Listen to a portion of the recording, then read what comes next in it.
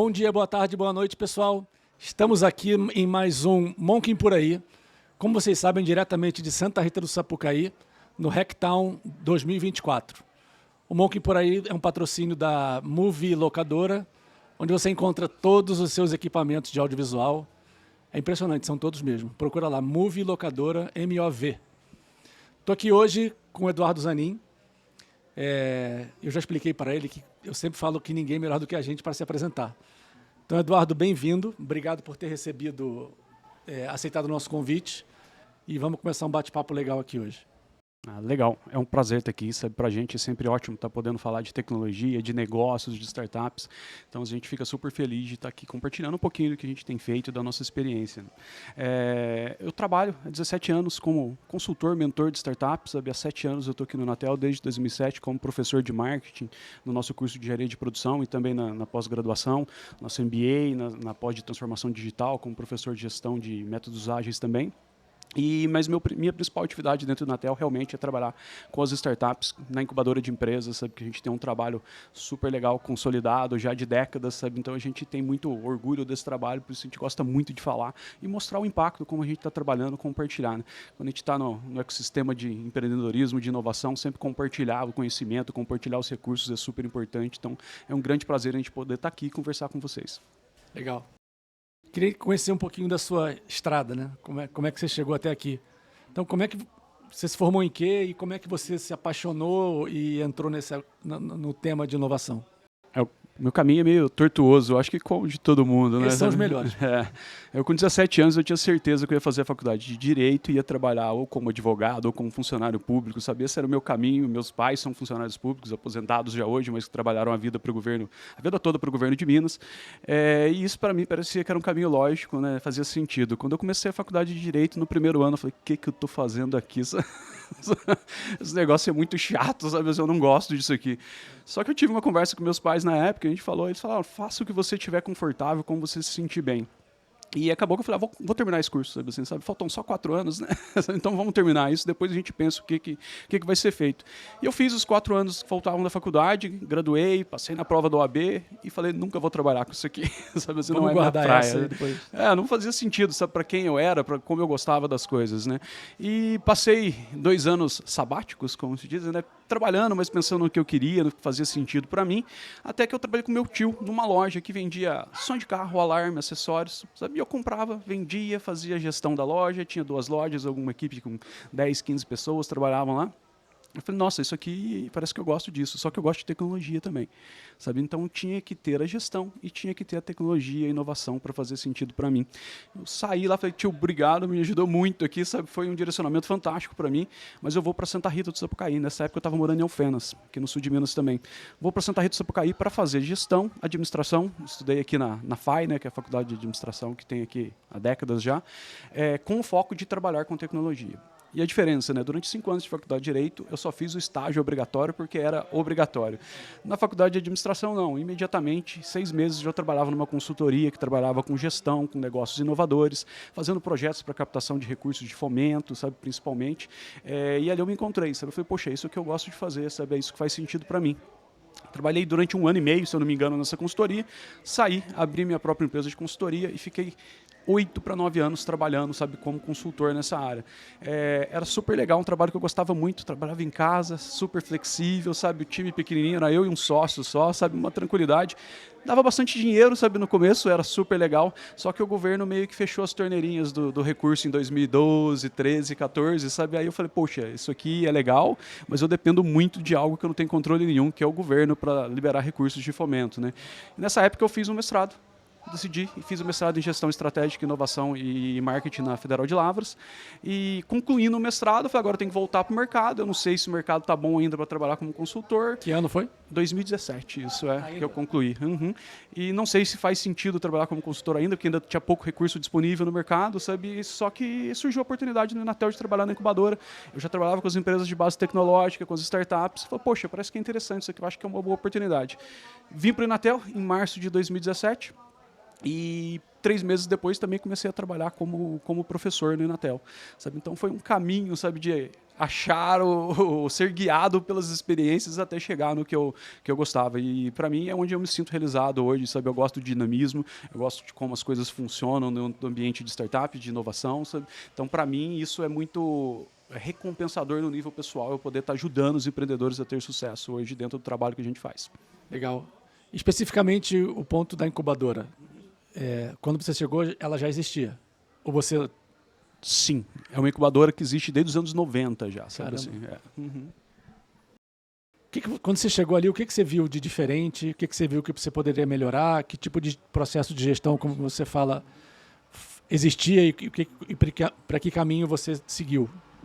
É legal, sabe? Eu acho que até vale a pena a gente contar um pouquinho da história. De como surgiu a incubadora, né? Que é uma história que a gente adora contar, né? Até do APL aqui, do nosso arranjo produtivo local de eletroeletrônicos. Né? O pessoal sempre chega lá para visitar, conhecer, ver o que a gente tem de infraestrutura, né? Até como funciona, o impacto que a gente causa em geração de negócio. Fala, como vocês conseguiram fazer isso? Como vocês chegaram aqui, né?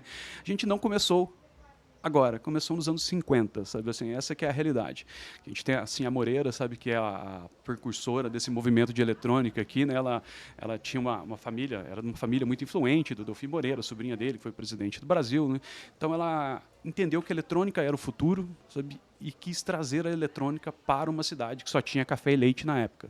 Sabe? Ela usou os recursos pessoais dela, o patrimônio dela e a influência política que a família tinha para criar a ET, que é a primeira escola de eletrônica da América Latina. Né? Então, essa foi a semente inicial. Sabe? A gente só está aqui hoje tendo esse evento, conversando aqui, porque ela teve esse movimento nos anos 50.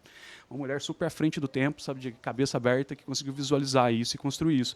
Uma história super legal, a gente pode gastar meia hora falando só sobre ela aqui, sabe? Mas vamos deixar outra oportunidade. Fazer um episódio novo. Não, vale a pena. E eu nem sou a pessoa que conhece mais essa história a fundo, sabe? Mas é super interessante mesmo, é fantástica a história. Uma mulher empreendendo nos anos 50, sabe? Criando uma semente do que a gente tem aqui hoje. Isso criou essa escola técnica de eletrônica, criou as condições iniciais para que o professor José Nogueira Leite trouxesse o Inatel para cá, que é outra história super legal também. Ele era de Itajubá, tentou criar lá, na época não conseguiu apoio suficiente, ele trouxe o projeto para cá de criar o primeiro curso de engenharia de telecomunicações do Brasil. E a sociedade civil daqui de Santa Rita, a Associação dos Amigos de Santa Rita, que existe até hoje, abraçou esse projeto, articulou o que era necessário, recebeu a doação do terreno, que hoje está lá o Inatel instalado da prefeitura, não, da igreja, e começou a história de como trabalhar com tecnologia em Santa Rita nessa época, do final dos anos 50 e começo dos anos 60. Isso foi evoluindo, a gente teve a criação um pouco depois da FAI também, que é onde eu estudei, que eu me formei lá. Isso foi evoluindo até os anos 80. Os anos 80 ainda eram só instituições de ensino que existiam aqui. Café, leite e instituição de ensino. O pessoal vinha, estudava e ia embora. A gente teve um prefeito, um outro visionário, que ele até era o vice-prefeito, acabou que o prefeito que tinha sido eleito saiu e ele assumiu a prefeitura. Ele teve a visão de que tinha que reter os cérebros, a famosa fuga de cérebros que a gente fala que existe no Brasil. Sim, sabe? Ele já via isso e falou, está errado isso, a gente tem que fazer as pessoas gerarem renda, receita, negócios aqui na cidade, não sair para ir trabalhar na IBM, nas grandes empresas que existiam na época.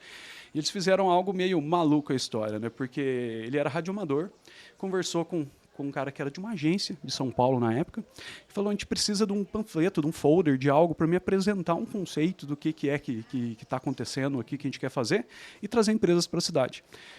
O cara falou, beleza, vou fazer para você, vem para cá para São Paulo tal dia, montou no carro, chegou lá, aí ele apresentou não só um panfleto, apresentou o conceito como um todo do Vale da Eletrônica, que é o nome que a gente usa até hoje. Que legal. Sabe, ele entregou isso lá e falou, olha, esse aqui é o conceito do Vale da Eletrônica, está aqui o folder que você precisa.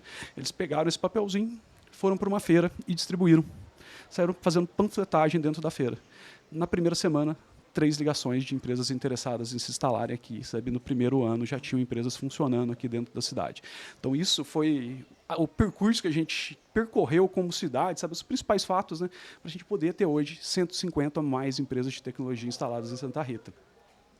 A incubadora do Inatel surge mais ou menos nessa mesma época, as primeiras ações. Nos anos 80 também já tinha esse movimento, empresas vindo para a cidade, e o Inatel tinha a feira tecnológica dela, que é a FETIM, sabe, que existe até hoje. Os alunos criam projetos tecnológicos e apresentam para a sociedade. As pessoas podem ir lá visitar e conhecer os projetos. Sempre a pergunta era, o que você vai fazer com isso? Tá ilegal, funciona, ótimo, né? Ninguém tinha resposta. Nos anos 80 não existia incubadora, não existia sistema de empreendedorismo, não tinha nem técnica nenhuma para trabalhar com isso.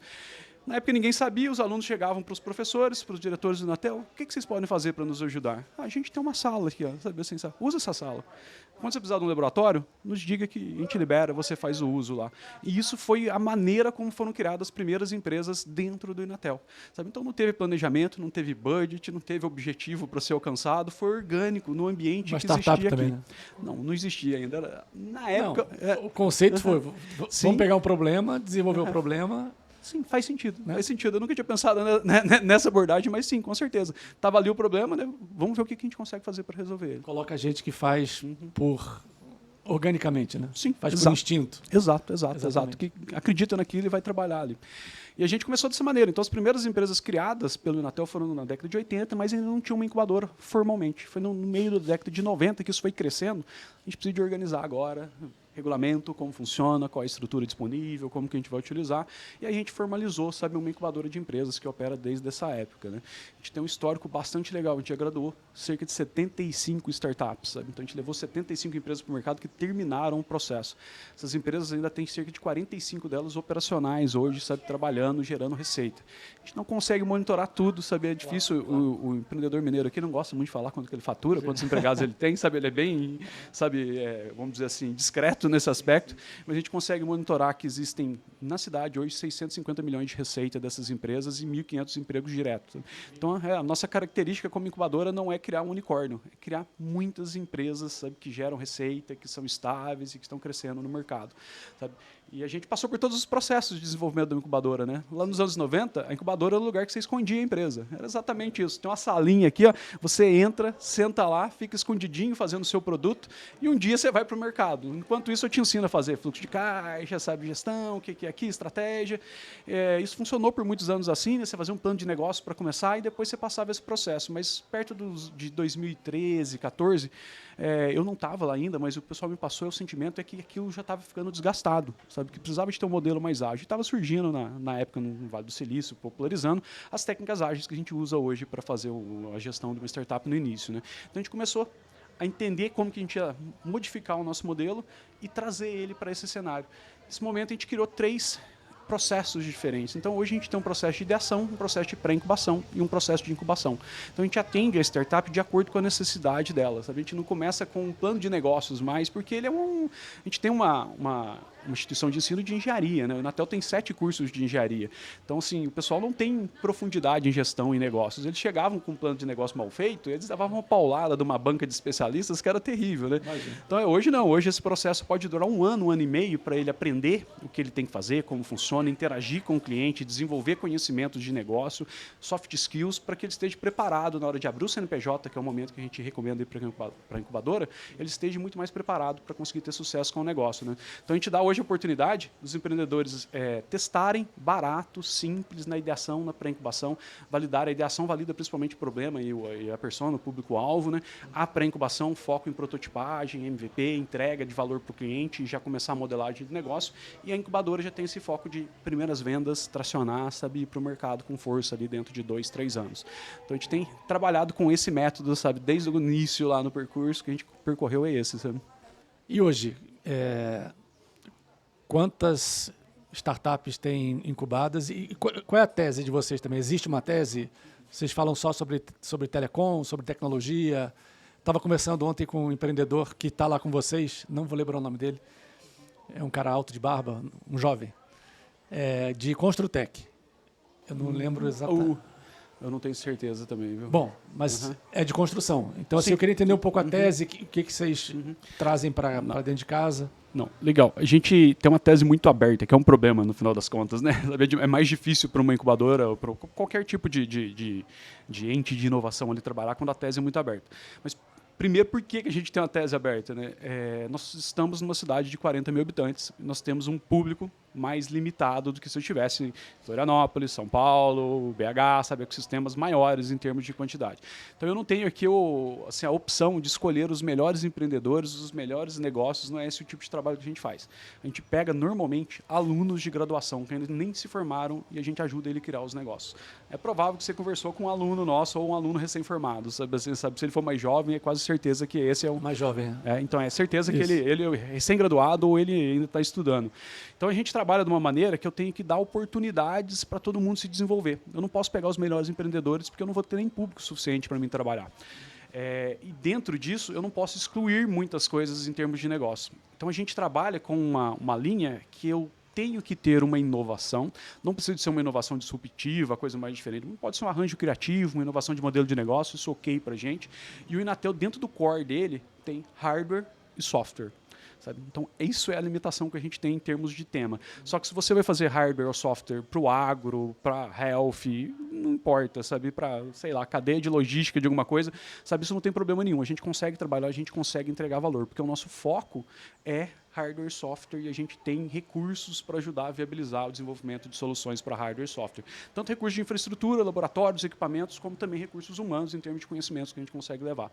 Sabe? Então fica uma linha muito aberta que a gente trabalha com qualquer vertical, mas com esse foco de ter hardware e software.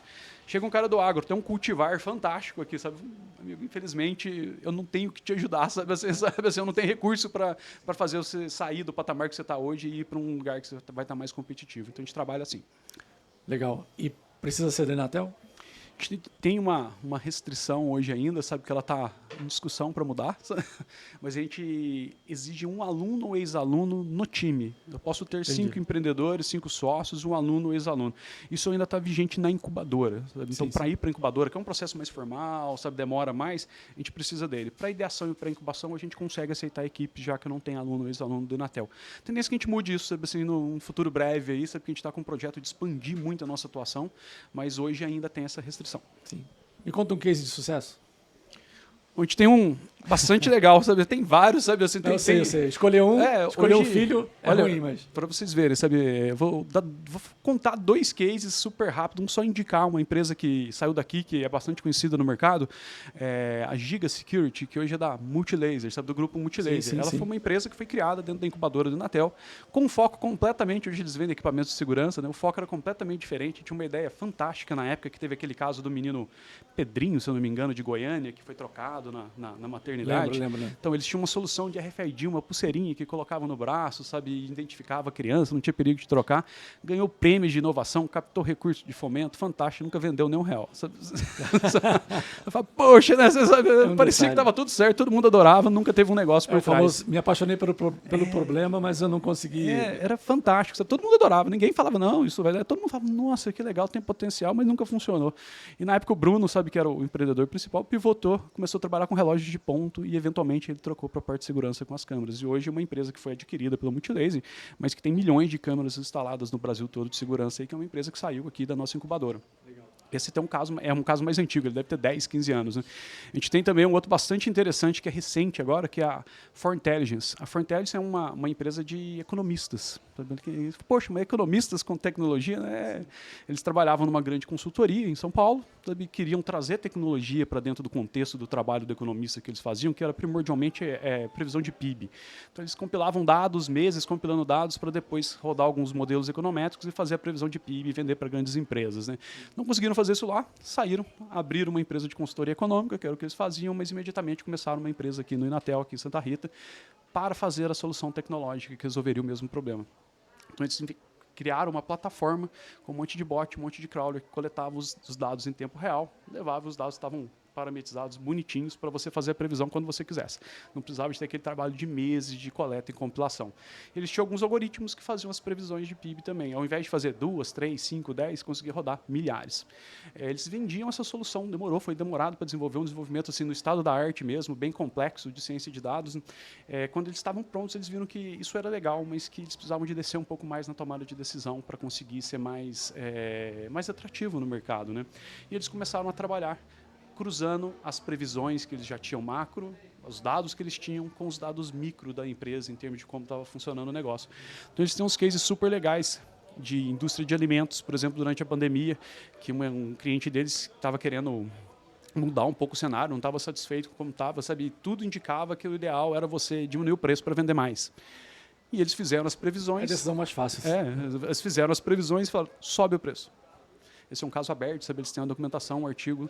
Na hora que subiu o preço, vendeu exatamente o mesmo tanto e a margem aumentou absurdo. Então, assim, sabe? Muito bom. É o tipo de coisa que a gente, né, que é gestor, que trabalha com gestão, a gente não enxerga, sabe? Mas quando você usa ciência de dados, usa tecnologia, sabe, acaba que você consegue ver coisas, padrões que não é possível a gente processar. Eles já foram investidos pelo Bradesco, algumas rodadas de investimento, sabe? Tem mais de 100 funcionários hoje.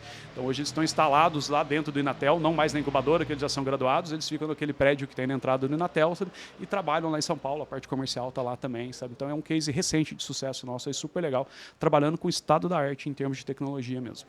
Foi incrível. E o futuro? Está no momento de transformação. O futuro agora daqui a 1 hora, né? Agora... É por aí, mas a gente está num momento de transformação super legal para o Inatel como um todo, mas também para a gente lá como Inatel Startup, sobre como incubadora. A gente acabou não, né? Foi no começo do ano de ser aprovado como centro de competência Embrapi em 5G e 6G.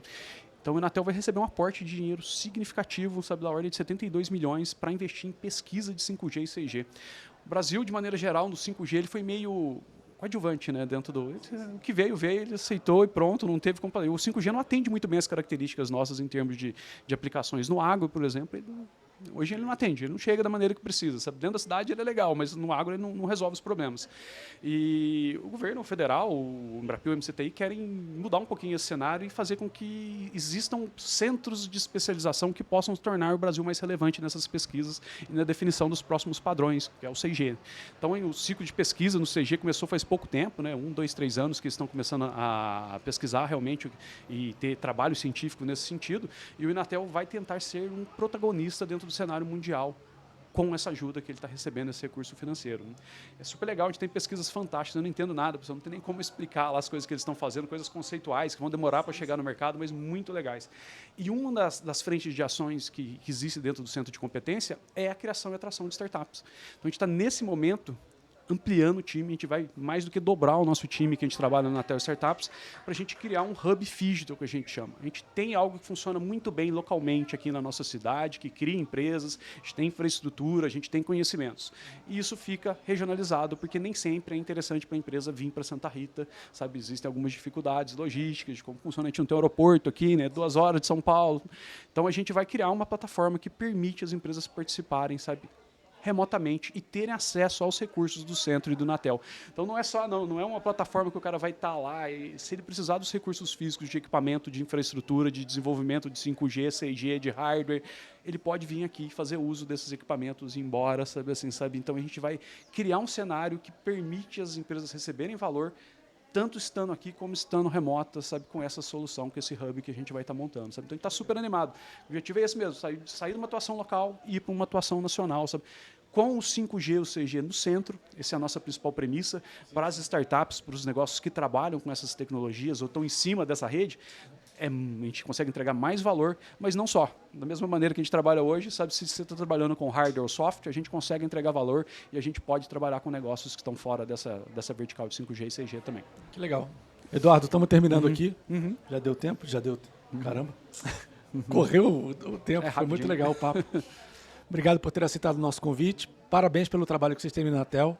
Aliás, quem gosta de tecnologia, quem gosta de inovação, tem que vir a Santa Rita, tem que visitar o Inatel. Aí já busca no LinkedIn o Eduardo Zenin. Opa. Vocês vão achar e vão combinar com ele. Perfeito. Você vai ver que vai ter milhões de pessoas te chamando agora. Opa, estamos à disposição. Eu chego lá um dia. Não, é legal, para a gente é sempre um prazer estar podendo receber o pessoal aqui, sabe? Então contem conosco, sabe, que a gente puder ajudar, tanto em termos de ecossistema de inovação, como colabora, como ajuda a criação de outros negócios em outros lugares, sabe, o que a gente pode compartilhar de recurso, como também só para fazer uma visita, saber o que está acontecendo aqui, sabe, saber qual é a nossa infraestrutura, como o Inatel trabalha, sabe? Então a gente está sempre à disposição. Beleza. Obrigado, pessoal. Patrocínio da Move Locadora. Na Move você aluga equipamentos por algumas horas, dias ou por quanto tempo precisar. É tudo online, prático e rápido, direto no site para facilitar a sua vida. Audiovisual e informática é na Move. Siga no Instagram, Move Locadora, MOV Locadora. Obrigado, até a próxima.